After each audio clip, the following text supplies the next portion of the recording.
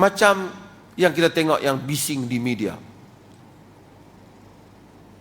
Mati sampai tak boleh dikebumikan lagi, tak pi bayar kepada tim jenazah ni. 1,000 berapa ringgit ni. Buat report, tak tahulah sejauh mana cerita hak dalam media tu benar atau tak, tapi pada realiti masyarakat di setengah tempat memang ada. Harap di negeri Perlis tak ada. Kalau ada, tuan-tuan mahabat betul ke saya.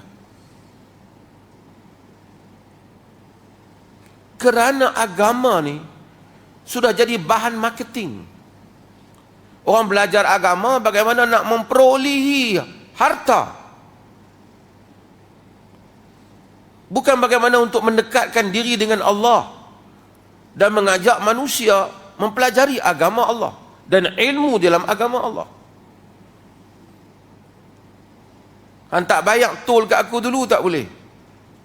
Macam saya kata, sebahagian orang memang dia seronok orang mati. Tak ada siapa mati ke? Pasal pada kematian tu ada habuan.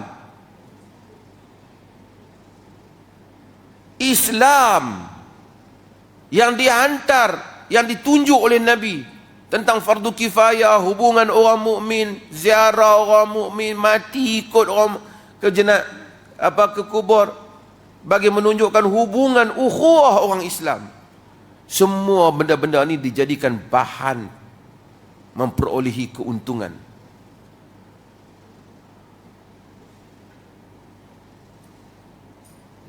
Allah Ta'ala maha benar. Bila Allah kata, ya ayyuhallazina amanu inna kathiran minal ahbari wal ruhban la ya'kuluna amwalan nas bil batil wa yasudduna an sabilillah. Surah Taubah.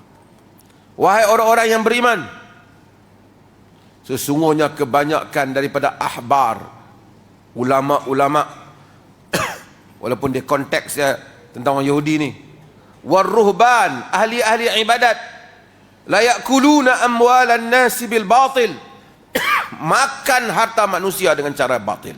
Tuhan bagi tahu dalam Quran. Ini tabiat dulu lagi Yahudi. Gunakan agama supaya jadikan dia adalah merupakan kabel dengan Tuhan. Kamu nak dekat dengan Tuhan, bayar duit kat aku. Patutnya dia menyeru supaya manusia dekat dengan Tuhan. Manusia bebas daripada menjadi perhambaan sesama manusia. Hampa tak bayar kepada aku, kalau bukan aku yang sembahyang jenazah, hampa tak boleh. Kalau bukan aku yang pergi baca Quran terkubur tu, tak boleh. Hang tak selamat. Itu yang sebahagian ada. Zikir siap-siap 10,000. Mai, saya sedekahkan 10,000 zikir saya. Bila dia zikir, tak tahu, bayar RM10,000. Bisnes. Bulan puasa membuat bisnes. Kalau orang petikai mereka kata siapa yang petikai, Wahabi.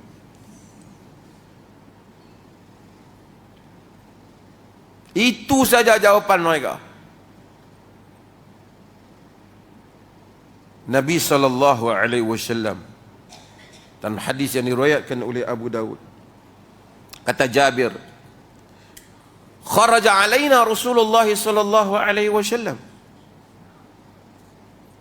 wa nahnu naqra'ul Quran wa fina al-a'rabiyyu wal a'jamiyyu. Nabi keluar pada kami dan kami sedang baca Quran. Di kalangan kami ada Bedouin dan ada A'jami. A'jami ni orang Ajam, non-Arab, orang yang bukan Arab. Nabi kata iqra'u fa kullu hasan. Nabi kata bacalah Quran, semuanya baik.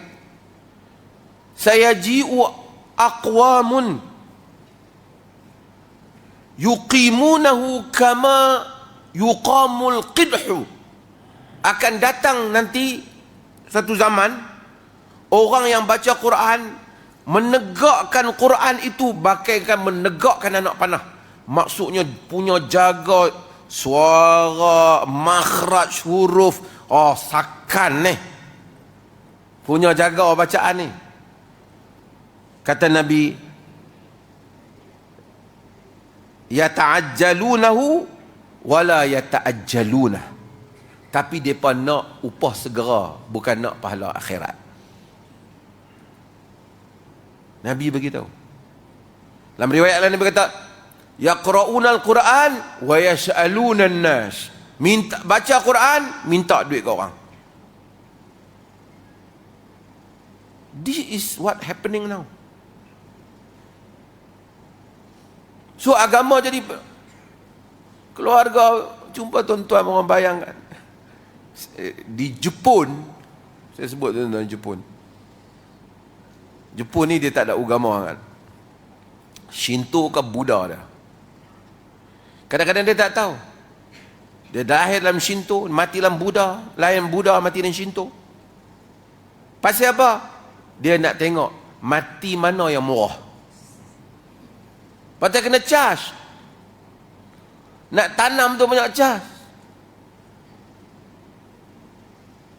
Dan ini jadi habuan. Orang-orang agama buat duit dalam semua benda. Nak pergi Mekah, dia ajak. Pusingan ni nak kena baca ni, ambil daripada saya. Ambil tu semua tak ada free. Mari ambil sanad. Mereka ni mengaji tak ada sanad. Tak ada yang free, semua berbayar. They make money from this religion.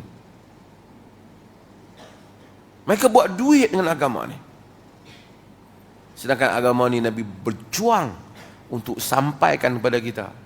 Ia membebaskan kita daripada penghambaan sesama manusia kepada hanya pengabdian diri kepada Allah Jalla wa'ala.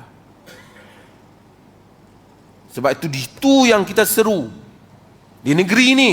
Dan kita tak akan benarkan penyalahgunaan ini. Siapa kutip duit dalam masjid, hatta saya kata siapa jual barang dia ketika kuliah, kita stopkan kuliah dia.